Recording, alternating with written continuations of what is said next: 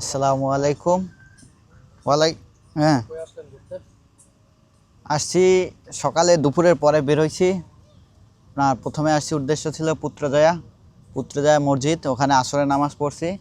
ওখান থেকে শুনলাম পাশে একটা সুন্দর একটা গার্ডেন আছে, যে দেখতে পারতেছেন গাছে গাছে লাইট লাগানো, মাটিতে নিচে লাইটিং করা, মানে অনেক সুন্দর। এখানে এই গার্ডেনটার অনেক সুন্দর একটা জায়গা। আপনারা পুত্রজয়া যখন আসবেন মসজিদে এখানে আসতে পারেন। এটার লোকেশন হচ্ছে সিক্রেট গার্ডেন, এটার নামই সিক্রেট গার্ডেন। এটা আসলে কেউ জানে না, এইভাবে বলা হয়েছে সিক্রেট গার্ডেন।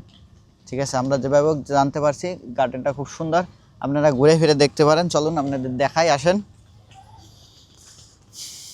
এটা এটা এটা হলো হাট লাভ। এখানে বসে কাপল যারা আছেন তারা ছবি তুলবেন। দিনের বেলা মানে আসলে সৌন্দর্য পাবেন না, কি রাত্রে আসলে সবচেয়ে ভালো হবে, কারণ রাত্রে এই লাইটিংগুলো সেট করা হয়। এই দেখেন কাপলরা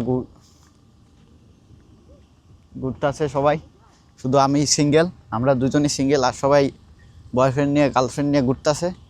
যে আপনারা দেখেন অনেক সুন্দর লাইটিং আছে। এই যেমন আমি একটা এই যে দেখান বেলি ফুলটা দেখান, এই যে একটা বেলি ফুল পাইছি, গাছ থেকে পড়ছে।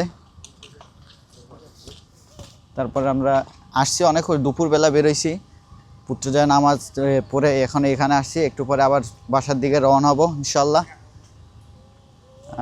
পুত্রজয়া মসজিদ থেকে এটা 2 থেকে 3 কিলোমিটার এর মধ্যেই, আপনারা চাইলে আসতে পারেন।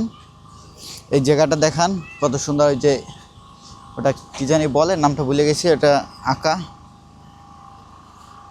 তারপরে এখানে সামনে খাবার আছে, এখানে আপনারা পানি যে কোনো মিনিমাম পানি পাইতে পারেন।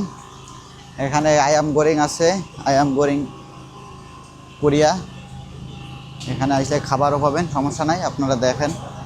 ওকে,